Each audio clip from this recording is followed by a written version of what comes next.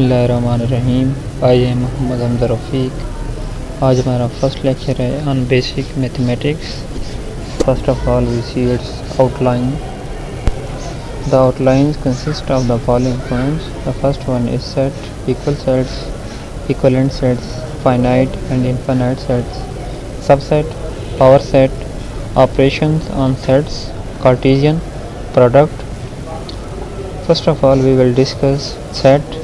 A set is a collection of well-defined distinct objects. Set में हमारे पास तीन तरह की चीज़ें हैं. एक है collection, the second is well-defined and the third one is distinct. Set हमने collection जो लेनी है यानी कि set of elements की जो collection है किस तरह की होगी, वो well-defined होगी. Well-defined means we able to decide whether the objects belong to the collection or not, and the distinct means the elements of a set should be non-repeated. For example, a set of vowel letters. This set is a collection of set of English alphabets, and these elements are non-repeated.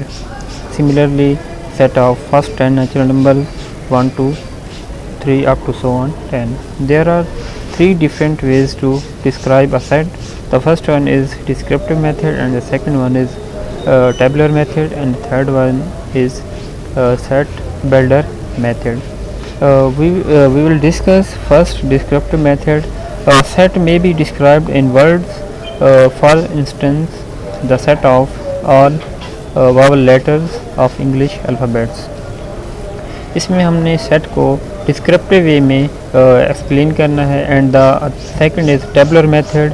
इसमें हमने जो set के elements होंगे उनको brackets में enclose करना है. And the third one is set builder method. इसमें हमने सेट के जो एलिमेंट्स हैं उनको एक आर्बिट्रेरी मेंबर के तौर पे प्रेजेंट करना है, such that A is equal to X, such that X is the vowel of English alphabets. ये हमारा कौन सा है, set builder method है. Okay.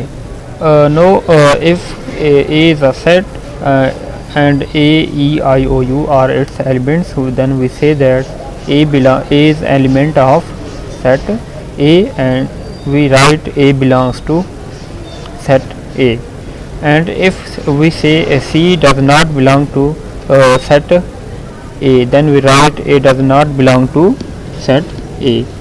Okay, then next नीचे हमने कुछ एग्जांपल दी हुई हैं.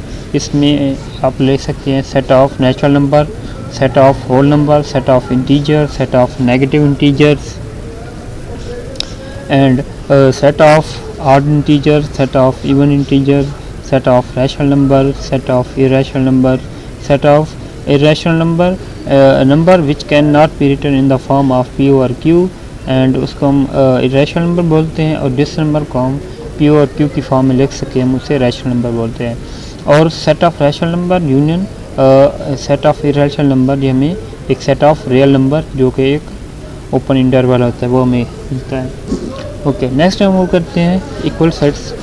Two sets A and B are said to be equal if A is equal to B, if and only if they have same elements. अगर आपके पास एक set A है और दूसरा सेट B है, हम उसको इक्वल कहेंगे अगर उसके तमाम एलिमेंट्स इक्वल हों.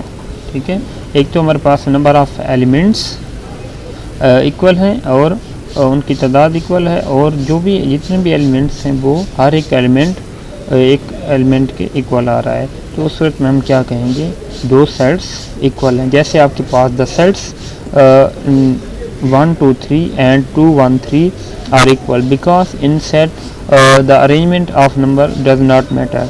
ठीक है, इसमें तो ये जो दो सेट्स हैं ये इक्वल हैं क्योंकि हमारे पास यहाँ पे जो सेट्स में इसके एलिमेंट्स हैं वो नॉन रिपीटेड हैं, तो सेट की कंडीशन सेटिस्फाई कर रहे हैं.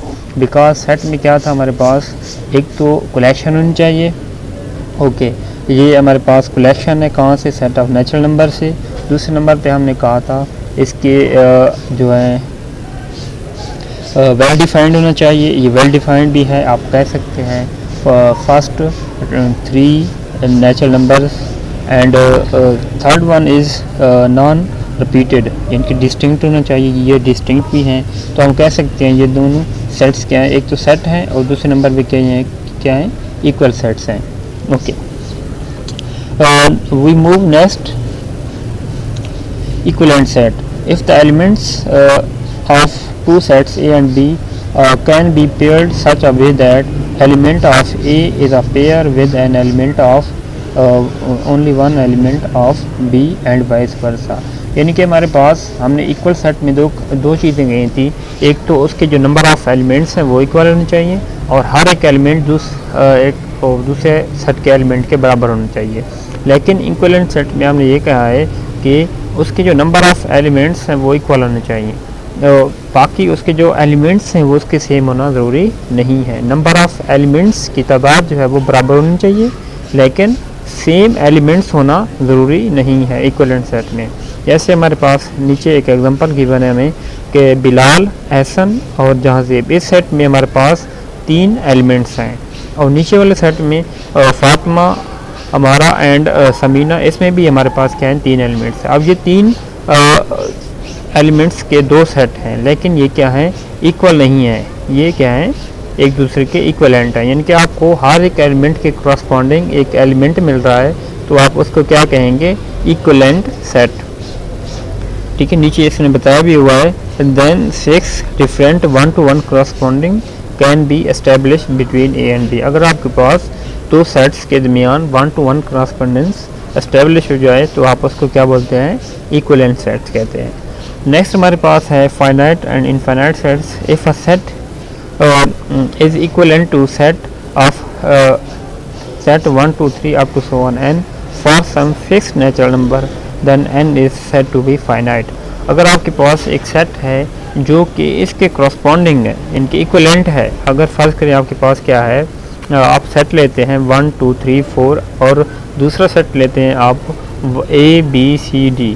अब ये क्या है इसकी correspondence with set of natural number जो कि फर्स्ट 4 नेचुरल नंबर है उसके इक्वलेंट है। ठीक है, तो आप क्या कहेंगे ये सेट क्या है फाइनाइट है, क्योंकि इसके नंबर ऑफ एलिमेंट्स जो वो क्या है फाइनाइट है, एक महदूद नंबर है जो कि 4 है। ठीक है, हम ये बता सकते हैं कि सेट की जो कार्डिनलिटी होती है वो उसके नंबर ऑफ़ एलिमेंट्स की तादाद के बराबर होती है। इनके अगर आपके पास एक सेट है जिसके एलिमेंट्स हैं 10, तो आपसे पूछा जाए कि इसकी कार्डिनलिटी क्या होगी, तो आपने क्या कहना है इसके एलिमेंट्स की जो तादाद है वो इसकी क्या कहलाती है कार्डिनलिटी कहलाती है। ओके, और जो हमारे पास नेक्स्ट हम इससे देखते हैं कि इनफाइनाइट सेट कौन सा होता है। नेक्स्ट आपको गिवन है the set 1 3 5 up to so on 9 9 9 9। ठीक है, and it's a finite set क्योंकि आपको एक लिमिटेड वैल्यू गिवन है। ठीक है, आप इसकी correspondence with set of natural number के साथ कर सकते हैं, but this number 1 3 5 up to so on ये हमारे पास एक इनफाइनाइट सेट है। Okay, next we move that is subset.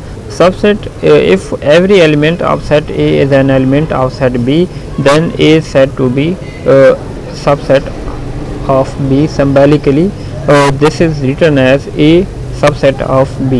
और हम इस तरह भी कह सकते हैं कि A is said to be subset of B if B contains at least one element of B which does not contain set A. ठीक है, इसी तरह वाइस वर्सा हम ये भी कह सकते हैं कि B अगर B ग्रेटर है सेट A से, सुपर सेट है। Okay, next we move